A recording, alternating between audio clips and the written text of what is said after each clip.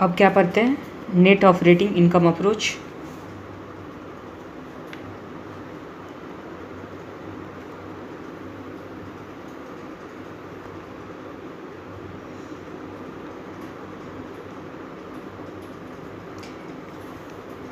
Net operating income approach में क्या चीज़ है,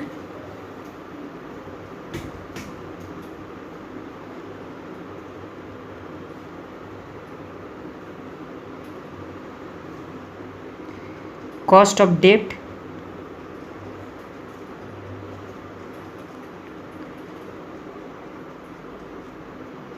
और overall cost of capital. Cost of डेब्ट और ओवरऑल कॉस्ट ऑफ कैपिटल क्या होता है, रिमेन सेम। ये दोनों क्या चीज़ होता है, कांस्टेंट होता है।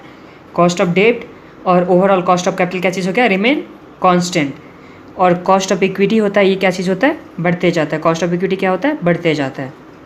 तो नेट ऑपरेटिंग इनकम अप्रोच में क्या हो गया, केडी और केडी और केओ रिमेन कांस्टेंट और केई हमेशा बढ़ता रहता है। फार्मूला तो वही था, वैल्यू ऑफ फर्म का फार्मूला क्या चीज़ था, EBIT डिवाइड बाय केओ। वैल्यू ऑफ डेब्ट का फॉर्मूला क्या था, interest by KD. Value of equity का फॉर्मूला क्या था, चीज़ था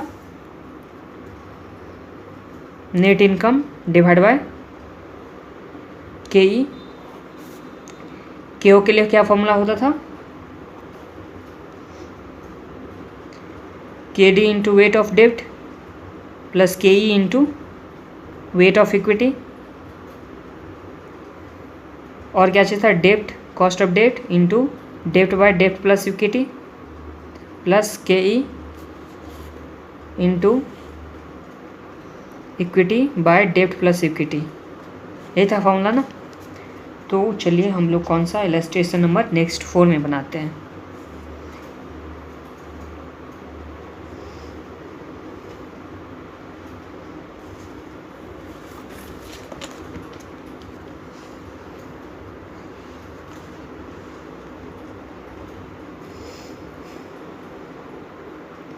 illustration 4, Amrita limited operating income is 5 lakh. Amrita limited का ऑपरेटिंग इनकम कितना है, 5 लाख। ऑपरेटिंग इनकम को क्या चीज़ हम लोग बोलते हैं, EBIT। क्या चीज़ बोलते हैं हम लोग, EBIT। ऑपरेटिंग इनकम को क्या बोलते हैं, EBIT। The firm cost of डेब्ट इज़ 10%। तो कॉस्ट ऑफ डेब्ट कितना है, KD 10%। Currently the firm employees 15 lakh of डेब्ट। तो कॉस्ट ऑफ डेब्ट हो गया 10% और डेब्ट कितना दे रखा हुआ है, 15 लाख। तो the overall cost of capital of the firm 15%। तो ओवरऑल कॉस्ट ऑफ कैपिटल कितना है, 15%। तो केओ कितना हो गया, 15%। You are required to determine total value of firm. हम लोग को पहले क्या निकालना है, टोटल वैल्यू ऑफ फर्म, और दूसरा क्या निकालना है, कॉस्ट ऑफ इक्विटी। फर्स्ट में निकालना है total value of the firm, दूसरा क्या चीज़ निकालना है, कॉस्ट ऑफ इक्विटी। क्या चीज़ दे रखा हुआ था, EBIT दे रखा हुआ है, कॉस्ट ऑफ KD दे रखा हुआ है, और क्या चीज़ दे रखा है, डेब्ट दे रखा हुआ है, और क्या चीज़ दे रखा है, KO दे रखा हुआ है। तो चलिए बनाते हैं।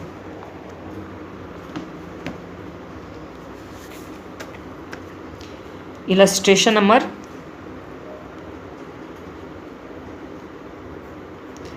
4, EBIT कितना दे रखा हुआ है सम्स में, 5 लाख माइनस क्या करते हैं हम लोग, इंटरेस्ट करते हैं। इंटरेस्ट कैसे होगा, तो 15 लाख का 10%। तो ये कितना आ गया, 1,50,000। इंटरेस्ट कितना आ गया, 1,50,000। तो earning available for equity share holder या NI कितना आ गया हम लोग का, 3,50,000 आ गया।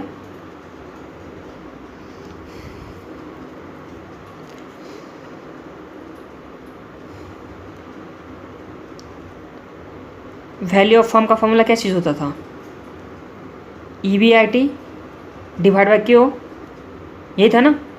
EBIT सम्स में कितना दे रखा हुआ है, 5 लाख डिवाइड बाय KO कितना दे रखा हुआ है, 15%।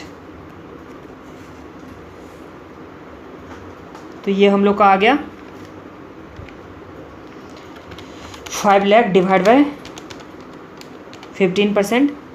तो ये आ गया 33,33,333। ये हम लोग का वैल्यू ऑफ फर्म आ गया। लेस वैल्यू ऑफ क्या चीज़ करेंगे, डेप्ट, जो कितना दे रखा हुआ है सम्स में 15 लाख, तो हम लोग को क्या आ जाएगा, value of equity, value of firm minus value of डेप्ट। तो ये कितना आ गया 18,333,333। ये हम लोग का क्या चला गया, वैल्यू ऑफ इक्विटी।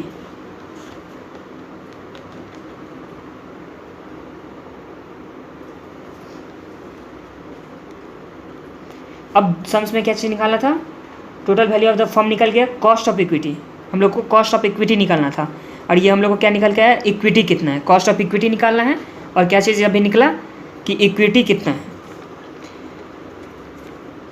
तो वैल्यू ऑफ इक्विटी के लिए क्या फॉर्मूला होता था, नेट इनकम डिवाइड बाय के ई, नेट इनकम डिवाइड बाय क्या चीज़ था, के ई था। वैल्यू ऑफ इक्विटी तो निकाल लिया अभी 18,333, नेट इनकम कितना दे रखा हुआ है सम्स में, अभी निकाले थे 3,50,000, तो 3,50,000 डिवाइड बाई के ई तो निकालना है, तो के ई हो गया, तो के ई इज इक्वल टू कितना हो जाएगा 3,50,000 डिवाइड बाई 18,33,333 इंटू 100, ये कितना आ गया,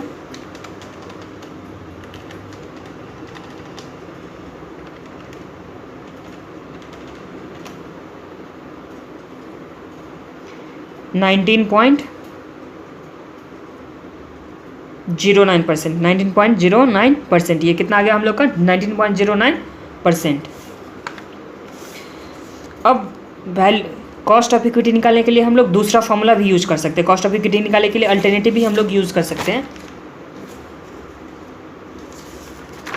वो कैसे, तो वैल्यू ऑफ फर्म के लिए फॉर्मूला क्या होता था, सॉरी के ओ के लिए फॉर्मूला क्या होता था, तो के ओ के लिए फॉर्मूला क्या चीज़ था, के डी इंटू डेप्ट by value of firm plus K E into equity by value of firm, value of firm क्या चीज़ होता था, D plus C, value of firm क्या होता है, डी प्लस सी, यही फॉर्मूला था ना के ओ के लिए। तो हम लोग को के निकालना है, तो के ओ तो यहीं पे रहेगा, ये के डी, ये टोटल पार्ट क्या आ जाएगा, इस साइड में आ जाएगा माइनस में, तो K D D by V is equal to क्या चीज़ आया, K E into E by V आ गया। अब ई बाई वी क्या चीज़ में है, मल्टीप्लाई में, तो इसका डिवाइड में जाएगा ना, तो के ओ डिवाइड में जाने से क्या हो जाएगा, ये रिवर्स हो जाएगा, तो वी बाई ई हो गया, K O into V by E minus K D D by V तो था ही, इंटू क्या आ गया वी बाई ई, तो वी भी तो कैंसिल हो गया, इज इक्वल टू के ई, तो के इज इक्वल टू क्या चीज़ हो गया, K O into V by E plus K D into D by E, यही हो गया ना। अब इसमें क्या दे देते हैं, वैल्यू दे देते हैं, पुट कर देते हैं, तो के ओ कितना परसेंटेज था 15%, वैल्यू ऑफ फर्म कितना निकाले थे 33,333,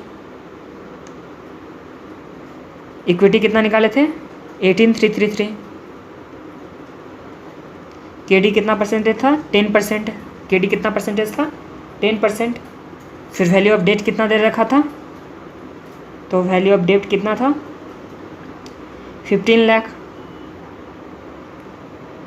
और वैल्यू ऑफ इक्विटी कितना था 18,33,333, तो 1/18,33,333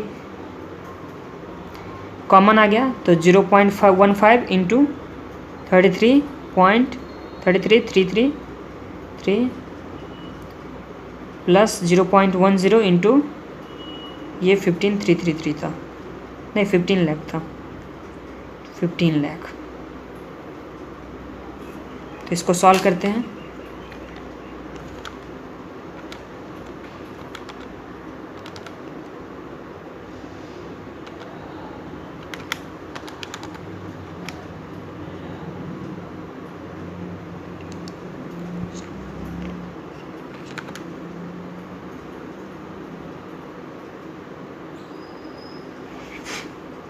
यहाँ पे माइनस होने वाला था, ये माइनस दे रखा था,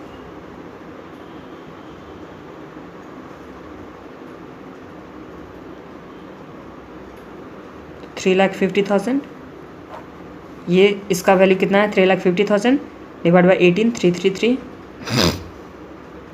तो ये कितना आ गया परसेंटेज 19.09%। कितना परसेंट आ गया 19.09%। अब कौन सा पे जाते हैं, अब इलस्ट्रेशन नंबर 5। अब इलस्ट्रेशन नंबर क्या करते हैं 5 करते हैं। Alpha limited and beta limited are identical except for capital structure. तो इसका कैपिटल स्ट्रक्चर अलग है, बाकी सेम है। Alpha limited has 50% debt 50% equity. तो जितना भी वैल्यू ऑफ फर्म होगा उसका 50% क्या चीज़ है, अल्फा लिमिटेड के पास डेट और 50% क्या चीज़ है, इक्विटी। नेक्स्ट में क्या चीज़ है, whereas beta limited has 20% debt और 80% equity. All percentage are in market value terms. तो जितना भी परसेंटेज है कौन से टर्म में है, मार्केट वैल्यू के टर्म्स में है। The borrowing rate for the both of the company 8% in a no tax world, मतलब टैक्स भी नहीं है।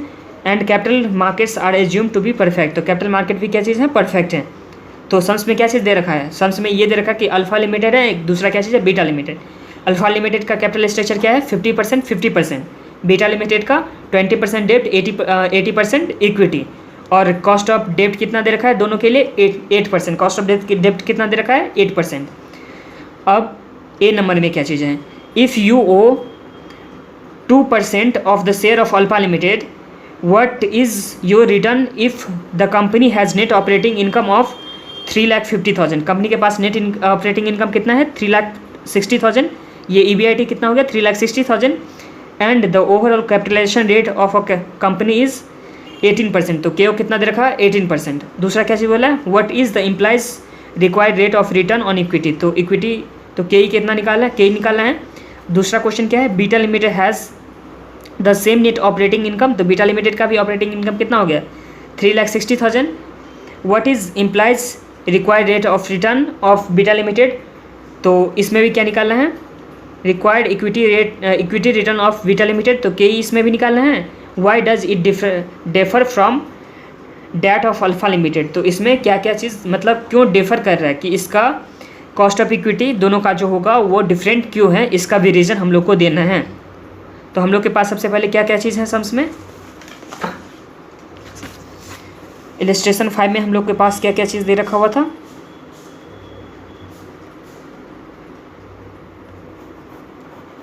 एक अल्फा लिमिटेड है, दूसरा क्या है beta limited,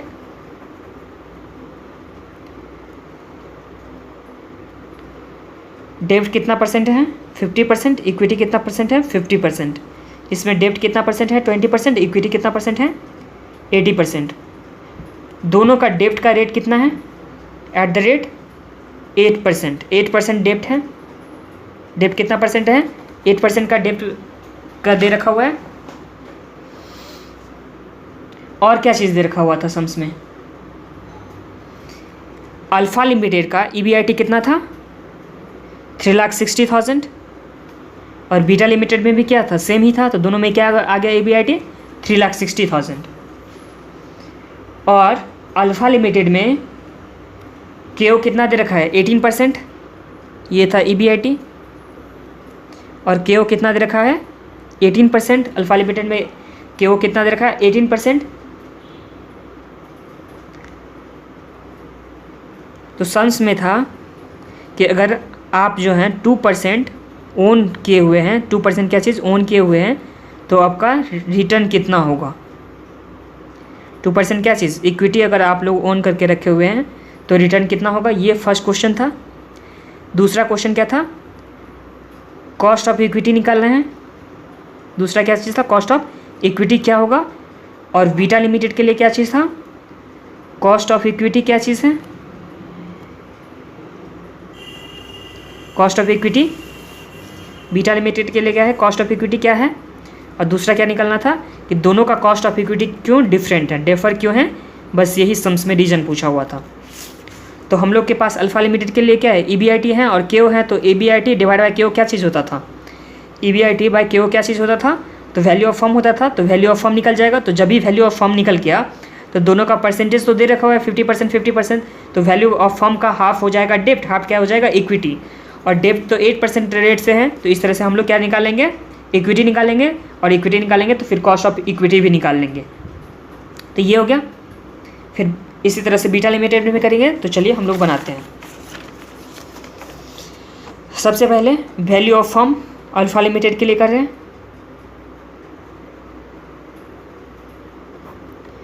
value of firm के लिए फॉर्मूला क्या चीज़ था, EBIT बाय KO। EBIT कितना दे रखा हुआ है सम्स में 3,60,000, KO कितना दे रखा हुआ है 18%, तो 3,60,000 डिवाइड बाय 18%, ये कितना आ गया value of firm 20 lakh. Value of firm कितना आ गया 20 लाख। तो इक्विटी कितना आ जाएगा 50%, तो 10 लाख हो गया क्या चीज़, इक्विटी हो गया। 10 लाख क्या चीज़ हो गया, इक्विटी। डेट कितना हो जाएगा, ये भी 50%, तो ये भी कितना हो जाएगा 10 लाख हो जाएगा। वैल्यू ऑफ फर्म 20 लाख है तो उसका 50% इक्विटी, 50% क्या चीज़ आ गया, डेप्ट आ गया। तो डेप्ट और इक्विटी तो हम लोग को निकल गया। अब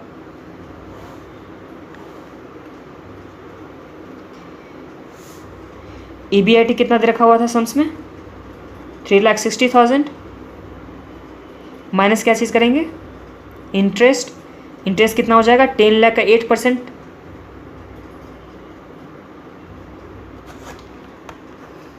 तो 3,60,000 माइनस 80,000, तो 2,80,000 आ गया। नेट इनकम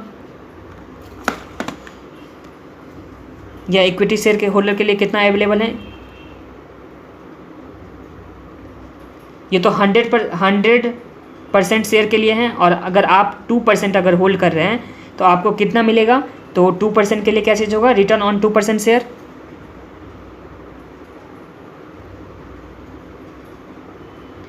तो 2,80,000 का 2%, 2,80,000 इंटू 2%, तो 2,80,000 का 2%, तो ये कितना आ गया आपका 5,600।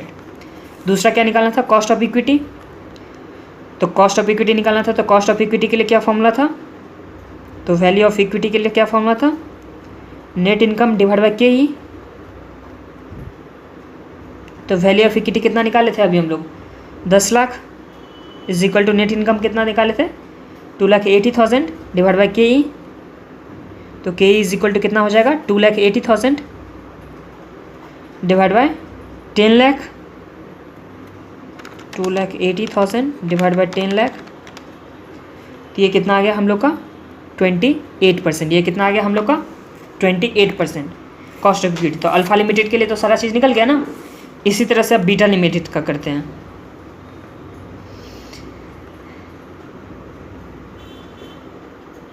बीटा लिमिटेड का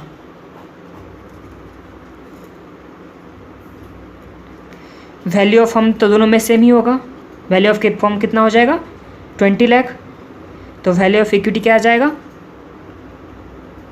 80% था इक्विटी, तो 16 लाख आ गया इक्विटी। वैल्यू ऑफ डेब्ट कितना हो जाएगा 20% था, कि ये कितना आ गया 4 लाख। ये हम लोग का आ गया 4 लाख क्या चीज़, वैल्यू ऑफ डेब्ट।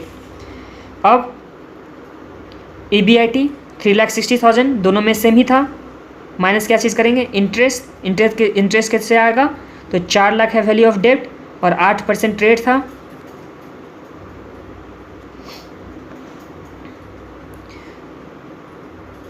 तो 32,000 क्या चीज़ आ गया इंटरेस्ट आ गया। तो 3,60,000 माइनस 32,000, तो 3,28,000 क्या हम लोग का आ गया earning available for equity share holder. तो हम लोग क्या निकालेंगे, वैल्यू ऑफ इक्विटी के लिए क्या था NI बाय KE। ये कितना दे रखा हुआ है 16 लाख। NI कितना निकाले हैं 3,28,000 डिवाइड बाई KE, तो KE कितना हो जाएगा 3,28,000 डिवाइड बाई 16 लाख, तो ये कितना आ गया 3,28,000 डिवाइड बाई 16 लाख, तो ये आ गया 20.5%। कितना आ गया 20.5%। इस तरह से हम लोग का वैल्यू ऑफ इक्विटी क्या आ गया 20.5%। अब दोनों का इक्विटी डिफरेंट क्यों है, मतलब कॉस्ट ऑफ इक्विटी दोनों का डिफरेंट क्यों है, तो हम लोग को इसके लिए सोचना पड़ेगा क्या चीज़ कि ओवरऑल कॉस्ट ऑफ कैपिटल क्या था दोनों में। ओवरऑल कॉस्ट ऑफ कैपिटल कितना था 18%। ओवरऑल कॉस्ट ऑफ कैपिटल कितना था 18%। और कॉस्ट ऑफ इक्विटी क्या था, ये था KO, और कॉस्ट ऑफ इक्विटी क्या था, एक के लिए कितना आया था 28% और दूसरा के लिए कितना आया था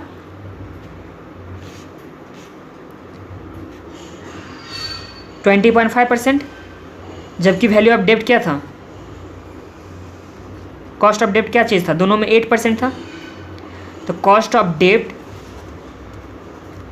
ओवरऑल कॉस्ट ऑफ कैपिटल से क्या है कम है, कॉस्ट ऑफ डेब्ट ओवरऑल कॉस्ट ऑफ कैपिटल से क्या चीज़ है कम है, इसलिए यहाँ पे KE क्या चीज़ हो गया डिफरेंस हो गया। मतलब फर्स्ट में क्या चीज़ है, फर्स्ट में KE कितना था 28%, KE कितना था 28%। ये क्यों आया, क्योंकि cost of overall cost of capital कितना था 18% और यहाँ पे कितना था कॉस्ट ऑफ डेब्ट 80%। तो इसलिए यहाँ पे KE कितना आ गया ज़्यादा आ गया इसमें फर्स्ट केस में, सेकंड केस में क्या चीज़ आ गया कम आ गया। क्यों, क्योंकि इसका कैपिटल स्ट्रक्चर कितना था,